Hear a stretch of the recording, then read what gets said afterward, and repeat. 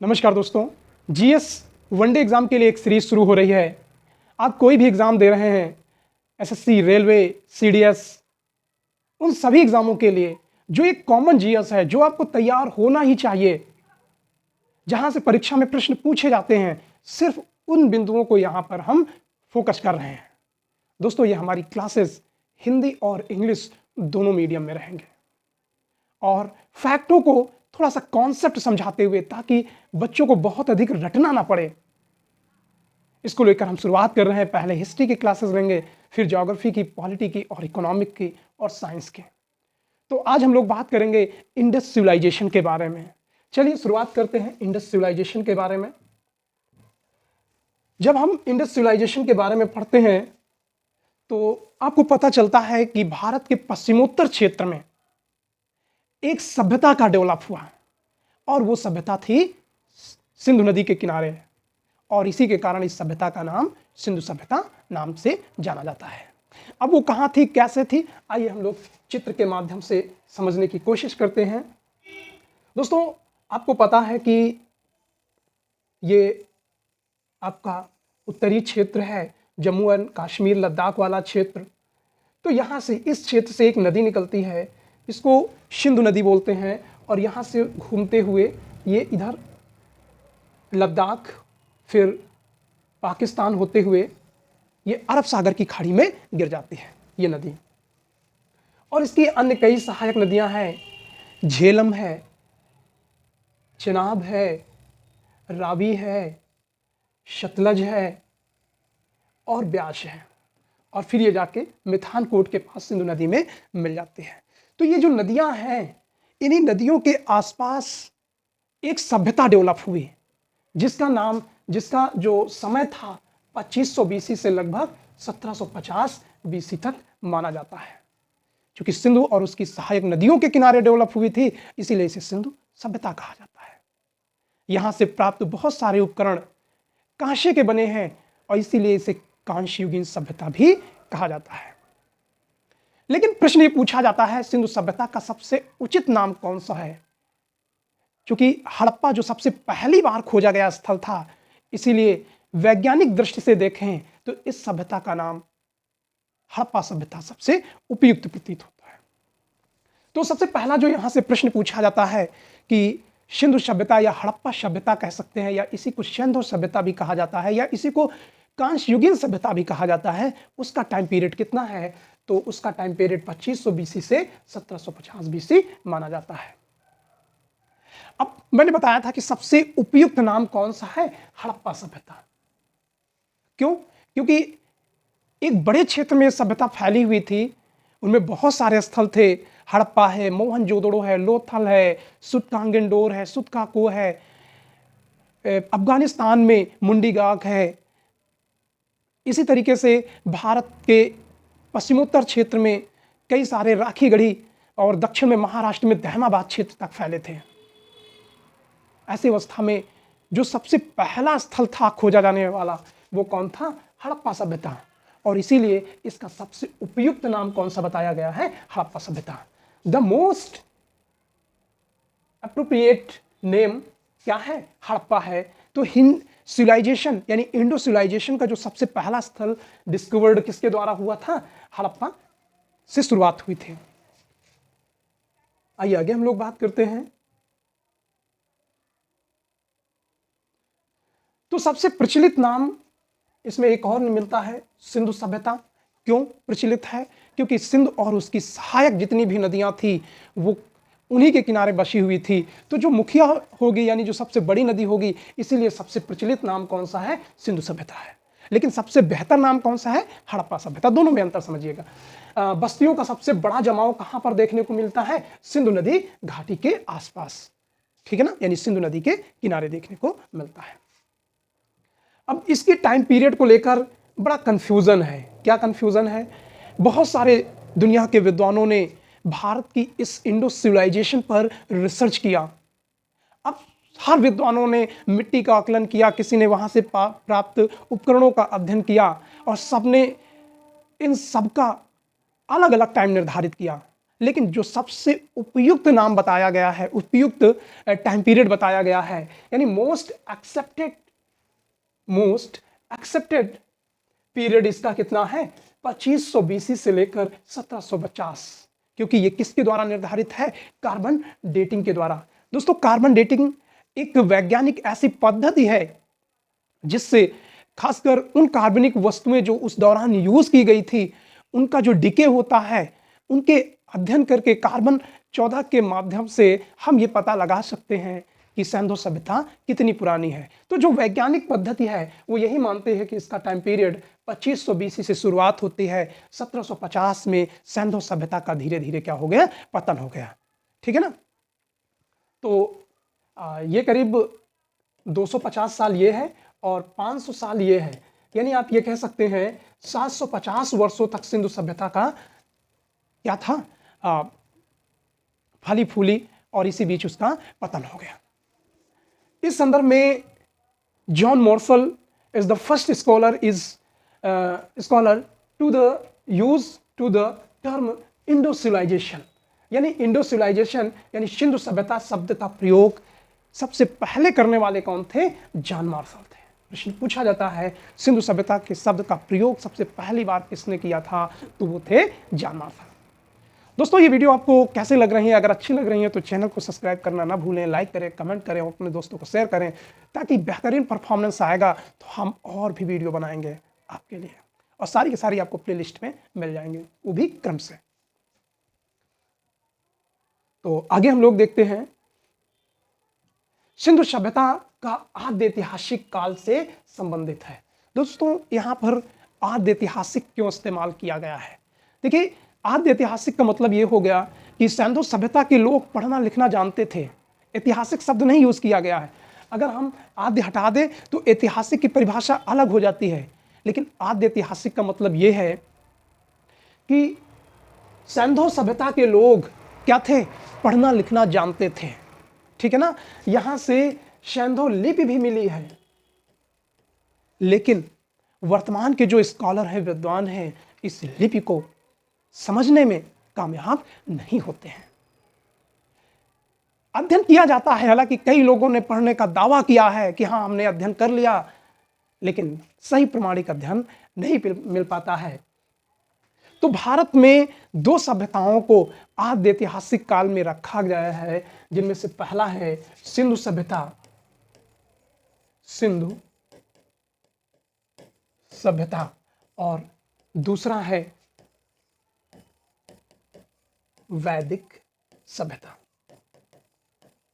ठीक है ना। अब देखिएगा, सिंधु सभ्यता तो स्पष्ट है कि लोग पढ़ ही नहीं पाए, दावा जरूर कर रहे हैं, लेकिन जो वैदिक सभ्यता है यानी जो वेदों पर आधारित है उनका अध्ययन किया गया, लेकिन उसकी प्रामाणिकता नहीं स्पष्ट हो पा रही कि जो कुछ हम उसमें जान रहे हैं क्या वही है। अब जैसे सिंधु लिपि में आपको सैंधो लिपि में यू मिलता है, यू आकार मिलता है, 8 आपको मिलता है। ठीक है ना। तो वर्तमान में ये तो 8 संख्या है और यू फॉर अम्ब्रेला है, लेकिन सैंधो वासियों के लिए इस सिंबल का क्या मतलब था ये वाकई में पता नहीं है। इसीलिए इस सिंधु सभ्यता को किसमें रखा गया है, आद्य ऐतिहासिक काल में रखा गया है। ठीक है।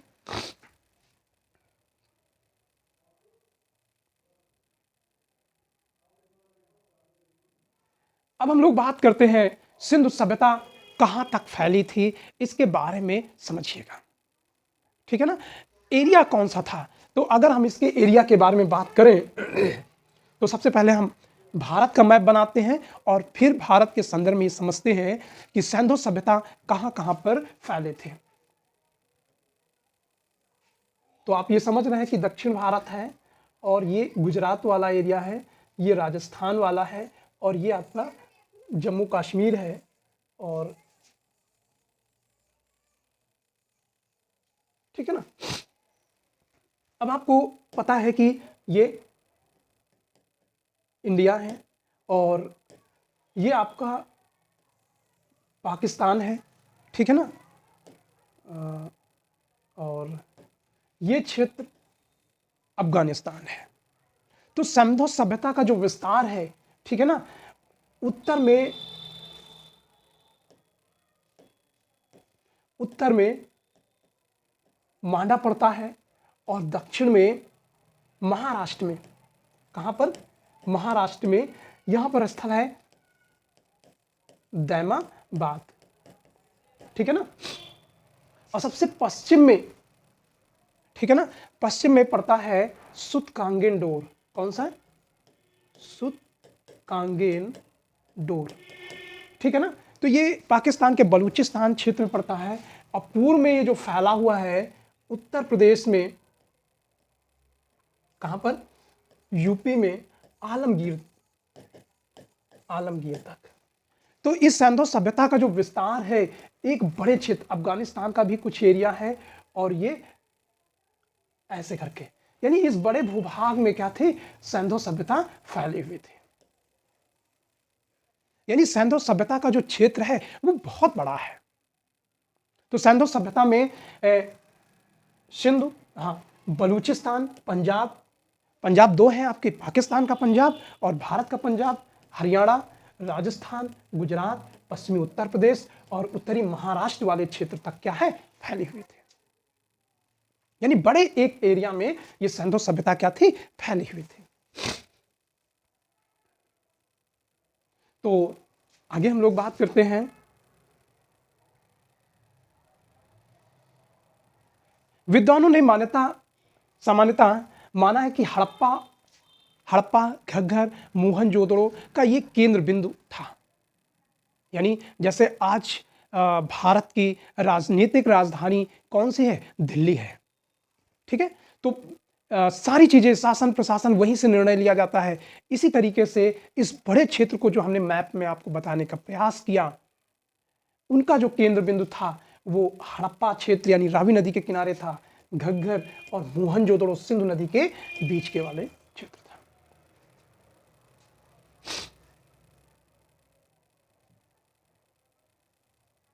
ठीक है ना। तो प्रश्न पूछ लिया जाता है सिंधु सभ्यता का सबसे उत्तरी स्थल कौन सा है, ठीक है ना। तो नॉर्दर्न मोस्ट स्थल कौन सा है, मांडा है। और मांडा कहां पे पड़ेगा, ये पड़ेगा जम्मू एंड कश्मीर में, ठीक है ना। और इससे पहले माना जाता था ये रोपड़ सबसे उत्तरी स्थल है। इसी तरीके से ये चिनाब नदी के किनारे था, कहां पर, जम्मू कश्मीर में। उसके बाद जो सबसे दक्षिणतम स्थल आया है, ठीक है ना, दक्षिणतम स्थल जो आपको हमने महाराष्ट्र में भी मैप में दिखाया है, वो सबसे दक्षिणतम स्थल है दैमाबाद। कौन सा स्थल है, दैमाबाद। और इससे पहले ये माना जाता था भगवत रायपुर सबसे दक्षिणतम स्थल है, ये गुजरात में पड़ता है। लेकिन बाद में ये पता चला कि इसका विस्तार दक्षिण में गुजरात ना होकर क्या है, और नीचे तक महाराष्ट्र वाले क्षेत्र में फैला हुआ है। अगर सबसे पूर्वी क्षेत्र के बारे में बात करें तो जो सबसे पूर्वी क्षेत्र था वो कौन सा था, आलमगीर। और आलमगीर जो है किस नदी के किनारे था, हिंड नदी के किनारे। ये स्थल पूछे जाते हैं और इनकी नदियों के नाम भी पूछ लिए जाते हैं। और कहां पर स्थित था, और सबसे पश्चिमी क्षेत्र यानी वेस्टर्न मोस्ट तो कौन सा था, सुतकांगेनडोर। और ये सुतकांगेनडोर लगभग ईरान की सीमा के नजदीक पहुंच गया। तो ये बड़ा क्षेत्र किसका था, सिंधु सभ्यता का। तो कुछ ऐसे तथ्य जो परीक्षाओं में पूछे जाते हैं उनके बारे में हम लोग बात करते हैं। सिंधु घाटी सभ्यता मुख्य जो तथ्य हैं उनमें पूछे जाने वाले तथ्यों में है जैसे मोहनजोदड़ो, ठीक है ना। मोहनजोदड़ो का शाब्दिक अर्थ होता है मृतकों का टीला। तो सबसे बड़ा यह स्थल माना जाता है सिंधु सभ्यता का, ठीक है ना। जबकि जो धौलावीरा है, कौन सा, धौलावीरा सिंधु सभ्यता में भारतीय स्थल सबसे बड़ा माना जाता है। यानी पहले पूरे स्थलों में देखा जाए, ये पूछ लिया जाए कि भारत में सिंधु सभ्यता का सबसे बड़ा स्थल कौन सा है, तो वो है धौलावीरा।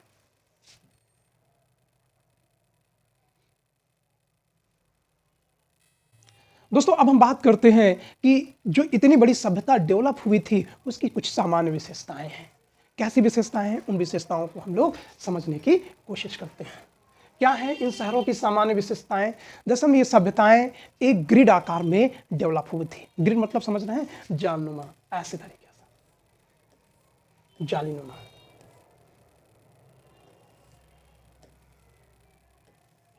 ठीक है। तो जो इन लोगों ने बस्तियां बसाई थी वो एक जालीनुमा आकार की थी। तो इसीलिए कहा जाता है सिंधु सभ्यता के लोग का जो डेवलपमेंट यानी नगर नियोजन यानी नगर को बनाने की जो व्यवस्था थी वो किस पर आधारित थी? ग्रिड प्रणाली पर। निर्माण कार्यों में सबसे महत्वपूर्ण बात है कि यहाँ पर पकी हुई ईंटों का प्रयोग किया गया था, ठीक है ना, जो उस दौरान ऐसी व्यवस्था कहीं ना कहीं महत्वपूर्ण मानी जाती है। और सिंधु सभ्यता की जो सबसे बेहतरीन व्यवस्था देखने को मिलती है वो नालियों की उत्तम व्यवस्था थी।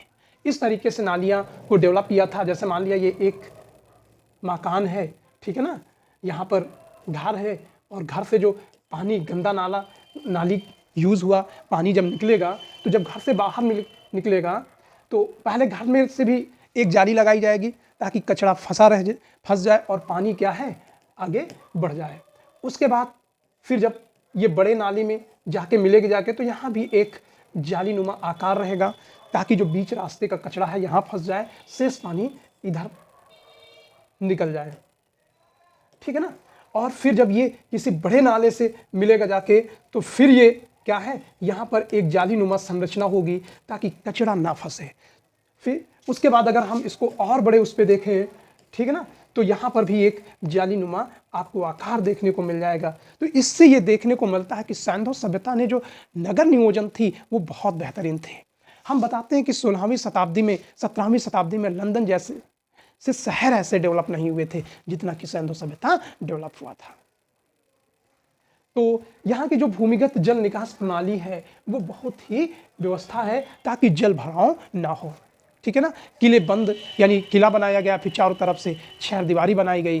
उनमें से ज़्यादातर जो बड़े शहर थे ऐसा प्रतीत होता है जो मुख्य प्रशासक थे उनके चारों तरफ शहर दीवारी बनाई गई थी। लेकिन कुछ ऐसे स्थल हैं जैसे चहुंदड़ो, यहाँ पर बाउंड्री नहीं बनाई गई थी। आगे हम लोग बात करते हैं दोस्तों, अगर आपको और डिटेल से पढ़ना है तो हमारी यूट्यूब की प्लेलिस्ट में सिविल सर्विसेज की क्लासेस वहाँ बहुत ही विस्तार से हमने समझाने की कोशिश की है, ठीक है। फिर अगला नाम आता है सुरकोटडा, ठीक है ना। और सुरकोटडा के बारे में पूछ लिया जाता है कि ये कहाँ पर स्थित है, तो ये गुजरात के कच्छ जिले में स्थित है। कच्छ वही जिला है जो एक बार भूकंप से बहुत बुरी तरीके से प्रभावित हुआ था। दोस्तों, the only in the site where the remains of the horse have actually be found. दोस्तों, एक चीज़ बहुत ही महत्वपूर्ण है जो सबसे ज़्यादा पूछा जाता है वो है घोड़े के प्राप्त अवशेषों को लेकर। दोस्तों, सिंधु सभ्यता को यानी इंडो सिविलाइजेशन के बाद वैदिक सिविलाइजेशन हम लोग पढ़ेंगे तो वैदिक सिविलाइजेशन में देखने को मिलता है कि बहुत बड़ी मात्रा में घोड़ों का प्रयोग होता है। लेकिन ठीक इससे पहले इंडस सिविलाइजेशन में घोड़े के अवशेष बहुत कम मात्रा में पाए गए। ऐसा लगता है कि ये लोग घोड़े का उपयोग ना के बराबर करते थे। तो सिंधु घाटी का एकमात्र स्थल है जहाँ से घोड़े के अवशेष प्राप्त हुए हैं, तो वो स्थल है कौन सा है? सुरकोटडा, जो कि गुजरात के कच्छ जिले में है और इसीलिए ये प्रश्न पूछा जाता है। आगे हम लोग बात करते हैं यहाँ की मुख्य फसलें, मेन क्रॉप्स के बारे में। तो कौन कौन सी जो फसलें होती थी, तो फसलों में कौन कौन सी होती थी, जैसे गेहूं हो गया, जौ हो गया और चावल की खेती के प्रमाण मिले हैं। लेकिन चावल की जो खेती के प्रमाण मिले हैं वो दो लोथल और रंगपुर से। दोस्तों, दोनों कहाँ है? गुजरात में ही है। तो पूछ लिया जाता है कि चावल के प्रमाण सिंधु सभ्यता में कहाँ से मिले हैं, तो सिंधु सभ्यता में जो चावल के प्रमाण मिले हैं वो लोथल और रंगपुर से मिले हैं। और भी अन्य फसलें हैं, करीब यहाँ से 9 फसलें मिली हैं, ठीक है ना। तो अन्य फसलों में खजूर है, सरसों है, तिल है, कपास है। लेकिन जो प्रश्न पूछा जाता है वो फसलों से समझिएगा। प्रश्न पूछा जाता है कि रागी सिंधु सभ्यता में कौन सी फसल नहीं उगाई जाती थी। तो दोस्तों, सिंधु सभ्यता में रागी की फसल नहीं उगाई जाती थी, ठीक है ना। लेकिन क्या सिंधुवासी रागी का प्रयोग करते थे? तो बिल्कुल करते थे, क्योंकि रागी का प्रमाण मिला है, ठीक है ना। आर एस शुक्ला रागी के बारे में स्पष्ट लिखा है, हमने इसके बारे में पढ़ा भी है।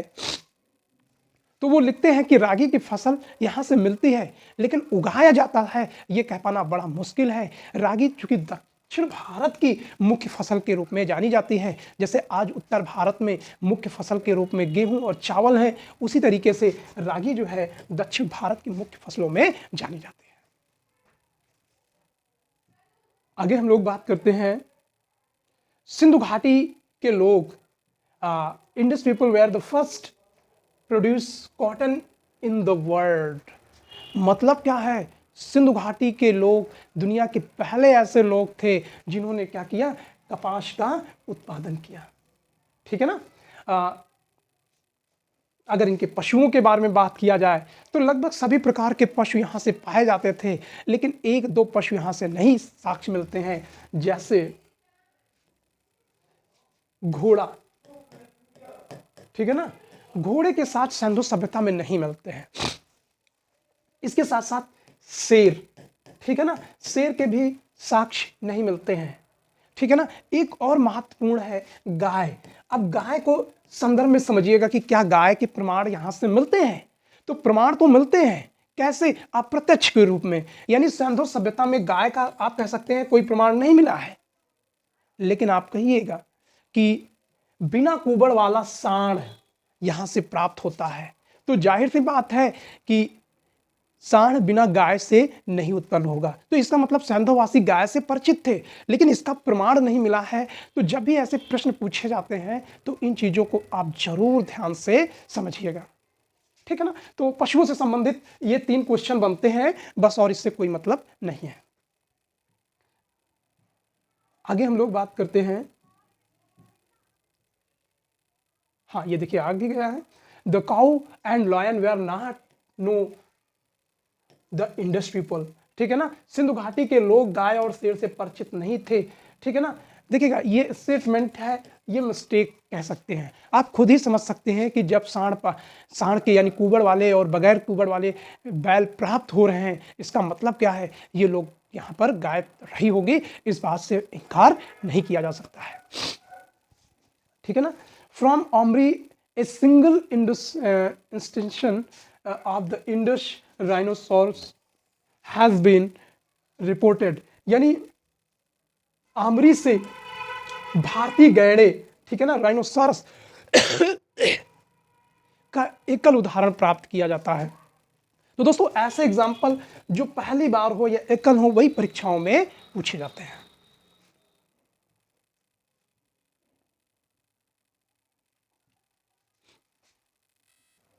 दोस्तों अगर हम सिंधुवासियों के व्यापार के बारे में बात करें तो सिंधुवासी व्यापार करते थे।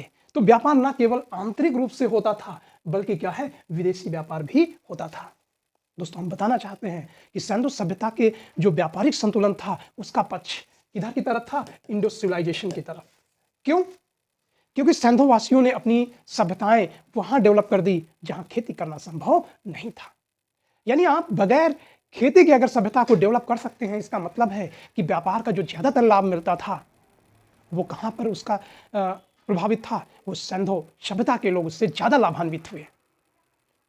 क्यों? क्योंकि सिंधु सभ्यता के लोगों ने ह्यूमन स्किल डेवलप किया था, और जब स्किल डेवलप करेंगे तो जाहिर सी बात है स्किल में आपको कुछ नहीं लगेगा, बस एक रूप से दूसरे रूप में परिवर्तन कर देना है। कच्चा माल दूसरी जगह से लाएंगे और तैयार करके दूसरी जगह बाजारों में भेज देंगे, या वही बेच देंगे जहां से कच्चा माल लेके आए हैं। तो लगेगा कुछ नहीं, मेहनत लगेगी, और मेहनत यानी स्किल डेवलप वाला जो लाभ होता है वो सबसे बेहतरीन माना जाता है। तो इस दौरान जब बाह्य व्यापार होता था, पहले आंतरिक बात करते हैं, तो आंतरिक व्यापार में मोहनजोदड़ो से लोथल, लोथल से हड़प्पा, राखीगढ़ी, बनावली, ऐसे बहुत सारे स्थल हैं जो एक दूसरे से आपस में कनेक्ट थे। लेकिन अगर विदेशी व्यापार के बारे में बात किया जाए तो मेसोपोटामिया, जिसको आज हम इराक कहते हैं, ठीक है ना, ये इसी को सुमेरियन सभ्यता कहते हैं, बहरीन है, आदि के साथ विदेशी व्यापार बहुत फला फूला। ठीक है? और जो व्यापारिक वस्तुएं हैं उनके बारे में हम लोग देखते हैं कि कौन कौन सी वस्तुएं व्यापार में की जाते थे। ठीक है ना? तो जाहिर सी बात है निर्यात क्या करते थे? तो कृषि प्रोडक्ट यानी खाद्यान्न, जिसमें सूती वस्तुओं के बने सामान होते थे, कपड़े होते थे, टेराकोटा की मूर्तियां होती थी, और मिट्टी के बर्तन, कुछ खास मन के मूंगे, ठीक है ना, और शंख, लोथल से हाथी दांत के उत्पाद बड़ी मात्रा में यहां से प्राप्त होते हैं। तो मैंने बताया ना कि सिंधु सभ्यता के लोग जो वस्तुओं को व्यापार करते थे वो मानव स्किल डेवलप पर आधारित था। आइए आगे हम लोग बात करते हैं। A very interesting feature of this civilization was that iron and not know to the people। देखिएगा, एक बड़ा दिलचस्प बात है कि सिंधुवासी लोहे को नहीं जानता था, यानी लोहा के प्रयोग से ये क्या थे, अनभिज्ञ थे। तो लोहा भारत में कब प्रयोग होगा? लोहा प्रयोग होगा 6ठी शताब्दी ईसा पूर्व के आसपास। तो जब लोहे का व्यापक उपयोग होगा तब जाके एग्रीकल्चर क्षेत्र में बहुत तेजी से क्रांति आएगी, ठीक है ना, वो आगे चल के हम लोग बात करेंगे। तो इस दौरान जो ज्यादातर तांबा, टिन यानी कांसा बनाया जाना, ये सारी चीजें बड़ी मात्रा में थी।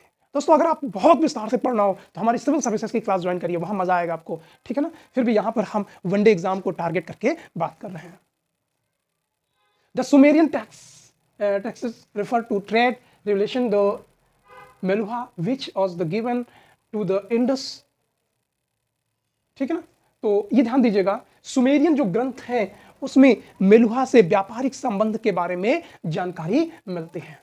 इसके बारे में यानी सुमेरियन यानी इराक के, आप कह सकते हैं मेसोपोटामिया से जो साक्ष्य मिलते हैं उनसे जानकारी मिलती है कि इराक यानी मेसोपोटामिया के लोगों का मेलुहा से व्यापारिक संबंध था। और मेलुहा किसको कहा गया है? सिंधु सभ्यता को, इंडो सिविलाइजेशन को। किसको कहा गया है? इंडो सिविलाइजेशन को कहा गया है, ठीक है ना। तो ये ध्यान रखिएगा। आगे हम लोग बात करते हैं।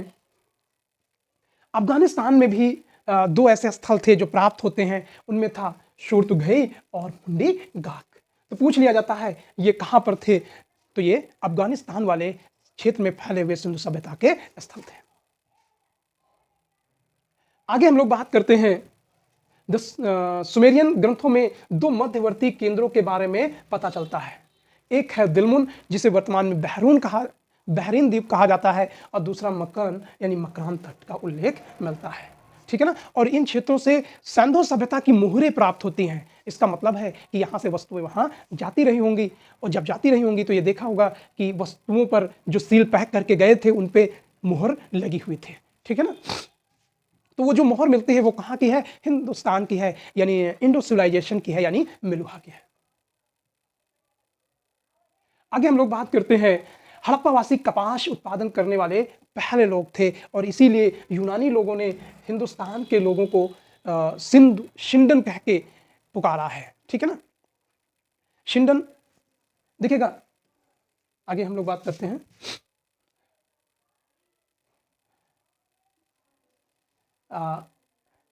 as there is no evidence of coin, यानी सिक्कों का कोई भी प्रमाण नहीं मिला है।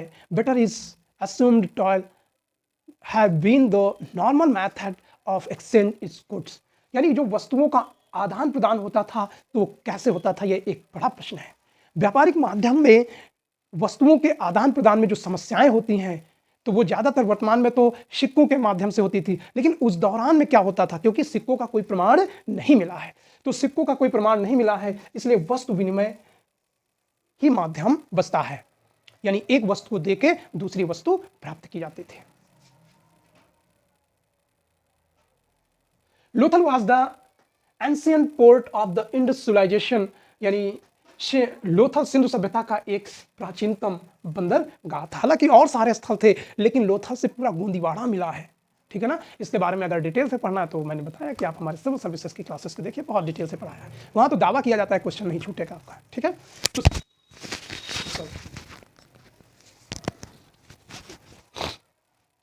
सिंधु सभ्यता का मुख्य रूप से शहरी क्षेत्र थी, ठीक है ना। तो सिंधु सभ्यता यानी Indus civilization was the primarily urban areas, ठीक है। आगे हम लोग बात करते हैं। शासन व्यवस्था का स्वरूप का कोई भी स्पष्ट प्रमाण नहीं मिलता है। कहां से? सिंधु सभ्यता से। अब क्यों प्रमाण नहीं मिलता है ये भी तो समझिएगा, लेकिन कहीं ना कहीं देखिएगा, जैसे वर्तमान में ब्राह्मण, क्षत्रिय, वैश्य, शूद्र प्राचीन भारत के इतिहास में आपको देखने को मिल जाएंगे जब वर्तमान में आप इतिहास पढ़ेंगे, ब्राह्मण, क्षत्रिय, वैश्य, शूद्र। लेकिन सिंधु सभ्यता में ऐसी कोई व्यवस्था देखने को नहीं मिलती है। तो ये कहा जाता है कि इंडस्ट्रियलाइजेशन की जो शासन प्रशासन की बागडोर थी वो किसके हाथ में थी? ये एक बड़ा प्रश्न उठता है। तो इस पर आप देखेंगे कि शासन प्रशासन की जो बागडोर थी, ये कहा जाता है कि यहां पर व्यापारी वर्ग सबसे समृद्धशाली था, इसलिए कहा जाता है सिंधु सभ्यता की जो बागडोर थी वो व्यापारियों के हाथ में रही होगी। ठीक है, इसके हाथ में, व्यापारियों के हाथ में।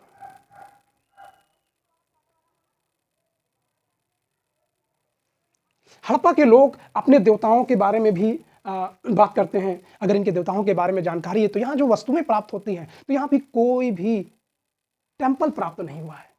ठीक है ना, कोई भी मंदिर यहां से नहीं मिलता है। वास्तव में खुदाई में मिला ही नहीं है, तो जाहिर सी बात है उनके जो धार्मिक आधार हैं, तो वहां से जो मूर्तियां और कलाकृतियां होती हैं, उन्हीं से हम लोग अनुमान लगाते थे कि आखिर उनका धार्मिक आधार क्या रहा होगा। ठीक है, तो सबसे अधिक पाई जाने वाली जो यहाँ की मूर्तियां हैं वो किसकी हैं? मातृ देवी की मूर्तियां हैं। और इन मातृ देवी में आप ये समझिएगा कि योनि पूजा का प्रचलन के भी प्रमाण मिले हैं। किसके? योनि पूजा के प्रमाण मिलते हैं। तो फीमेल सेक्स ऑर्गन वर्शिप कहां पर? सिंधु सभ्यता में प्रमाण ऐसे मिलते हैं।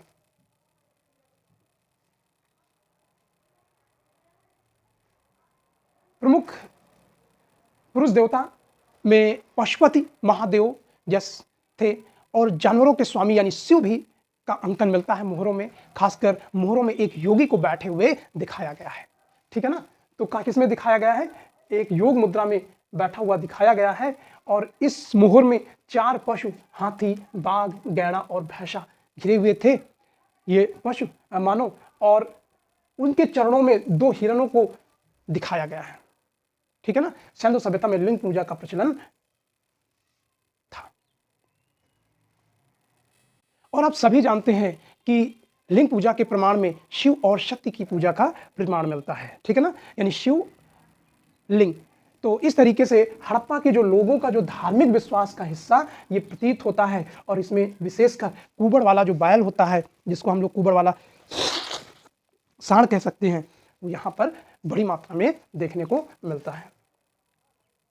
आगे हम लोग बात करते हैं, यहाँ के अवशेषों और पुरावशेषों से पता चलता है कि उन दिनों जुलैंट्री यानी पशु पूजा और वृक्ष पूजा भी प्रचलन था। जैसे आज वर्तमान में हम लोग ये देखते हैं कि केले के पेड़ में जल चढ़ाया जाता है, पीपल के पेड़ में जल पर चढ़ाया जाता है, नीम के पेड़ में भी जल चढ़ाया जाता है। तो ऐसी प्रथा कहाँ पर थी? इंडस सिविलाइजेशन में भी थी। तो ये प्रथा वहाँ पर प्रचलित थी, जो बाद में पूरे भारत में फैल गई। अगर यहाँ की लिपि के बारे में देखें तो यहाँ से लिपि के जो प्रमाण मिलते हैं वो चित्रात्मक लिपि के प्रमाण मिलते हैं। मुख्य रूप से मोहरों पर पाई गई इस लिपि में अब तक वैसे पढ़ा नहीं जा सका, लेकिन कालीबंगा के कुछ नमूनों पर अक्षरों के जुड़ाव से पता चलता है कि ब्रिस्टोफ्रेडन लिपि यहाँ पर प्रचलित थे। ठीक है ना, जो ये लिपि आदि द्रविड़ियन भी कहा जाता है, यानी जो द्रविड़ लोग लिखते थे उसी के पूर्व मान सकते हैं। यानी द्रविड़ियन जो लिपि है वो इसी के पूर्व की मानी जा सकती है। यानी द्रविड़ियन जो लिपि है वर्तमान में, ठीक है ना, उसके पहले का यह हिस्सा देखने को मिल सकता है।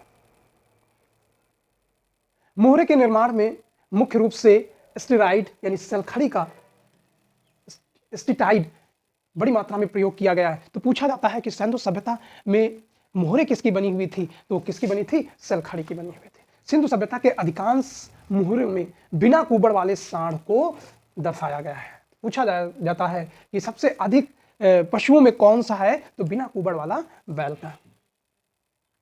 अब हम लोग बात करते हैं कि सिंधुवासियों का जो अंतिम संस्कार है वो कैसे होता था। तो सिंधुवासी पूर्ण समाधि या दफनाया जाना आम तरीका था। ठीक है ना, वैसे कई तरीके से लोथल में युग्म समाधान मिले हैं।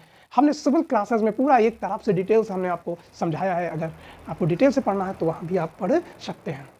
उसके बाद हम लोग बात करते हैं स्वास्तिक के प्रतीक की उत्पत्ति सिंधु सभ्यता से लगाया जाता है। ठीक है ना, स्वास्तिक क्या है आप जानते होंगे।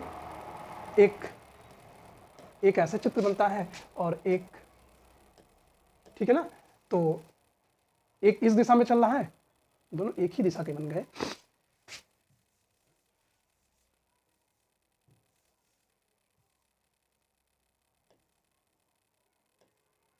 फिर वही बन गया।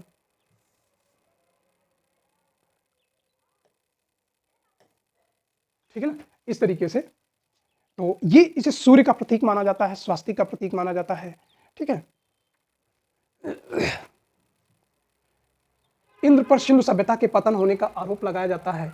यह कहा जाता है कि मार्टिमर व्हीलर एक साम्राज्यवादी इतिहासकार है, अंग्रेज इतिहासकार हैं। इन्होंने आरोप लगाया कि सिंधु सभ्यता का पतन के पीछे सबसे बड़ा दोषी कौन है? इंद्र।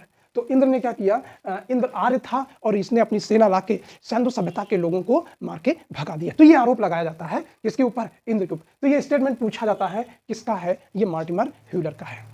ऋग्वेद में भी हर यूपिया शब्द मिलता है, जिससे ये मिलता है कि कहीं ना कहीं इसकी पहचान हड़प्पा से की गई है।